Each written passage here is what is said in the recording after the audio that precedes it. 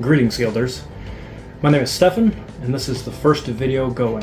I'm going to be testing camera setup, lighting, and I'm going to try to get in different angles. I need to see if I need B-roll, everything off to the side, but for today, this is it. I've got a single camera, shooting off my cell phone. I'm trying not to be looking at the side. I've got a video monitor set up just to make sure that I can have everything kind of in focus, and I'm going to be looking for your feedback. Test of this is both to get everything set down to make sure everything looks right, like the angle and everything that I'm filming at, and plus to get feedback from you. Not to mention, like I said, letting everybody see my face.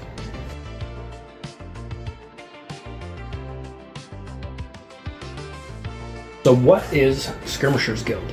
So Skirmishers Guild is something that our group kind of got into. We were all kind of tired of the 40k scene, always chasing whatever the meta was.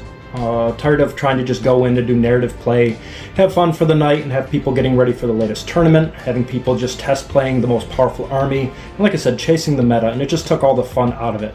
The other side of it is dad life kind of crept up, and I didn't have time to paint full armies or anything anymore. And this way, by doing just skirmish games, doing indie games, it allows me to just be able to just do it at the pace that I want, no pressure from the gaming group. And it's a lot easier to kind of pick out 10 miniatures, 10 models and stuff like that to kind of just get done, as opposed to trying to do a full army to be ready to get out on the table and play, and then to have every couple of years just to have it change out.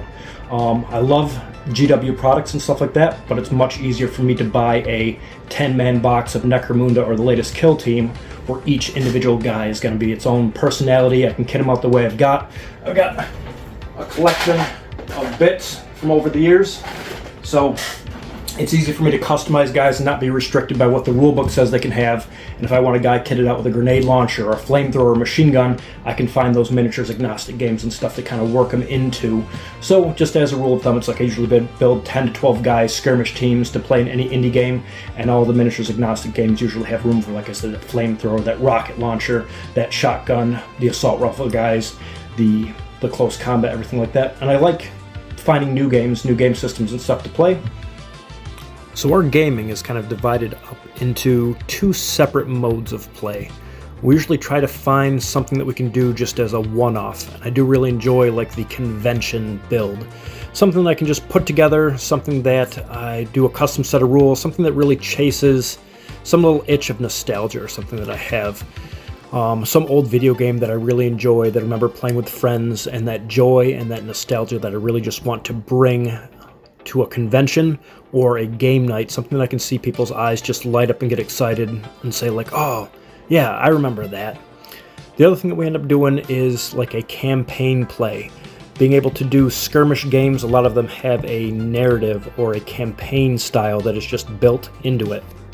Something where each person can customize their own team, be it they want to play dwarves, they want to play elves, they want to play, space aliens, they want to play gnolls, whatever they want to play, and then it gives a good variety of something that they can customize and kit out or use models and such that they already have, and then we do an ongoing campaign where your guys get to level up, you get to feel attached, you get to feel like they move along and progress with you. That's why we like our games like our Stargrave, our Frostgrave, our This Is Not a Test, our Hametsu I'm very excited to get rolling into and start playing.